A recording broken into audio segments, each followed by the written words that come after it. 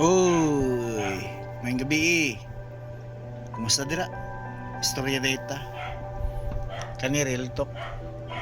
Ayaw kaguol pag naa kay business or naa ka sa industry sa network marketing or real estate kung unsa ba na kanang singleness na marketing kung unsa man ka nga field ayaw jud kaguol kung ang imong pamilya, imong amigo, yung mga barkada dili mo suporta. Normal lang jud na kay nga naman ang pagkaila man gud nila sa imo is same dati tapos karon nag-shift ka o kanang negosyo or something marketing. Normal jud na siya nga dili sila mo support sa imo kaya nga naman dili naman lahi naman nga ikaw ang nagpakita karon sa ila.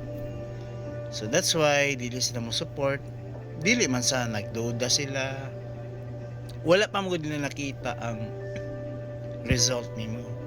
Soon kung nanadyo kay kitawag nga result, so diya pa na sila mo to. So normal dyan na ing anang senaryo sa kinabuhi sa tao.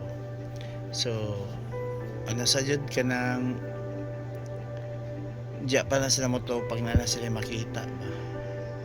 So ayaw jud kagool, padayon lang og i-prove jud sa ilaha nga mali ang ilahang ginating.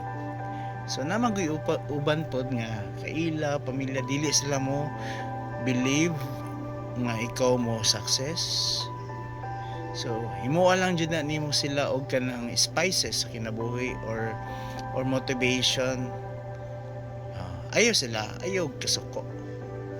So it's a normal lang jud pag naa kay ing ana nag-venture ka. So imo lang jud na continue lang strive kay nga naman ikaw man gyapon magka-benefits ana pagbuot sa panahon nga makuha nimo yung pangandoy. Sagdiyan na sila. Dahil lahi mo tag mindset. Padayon lang.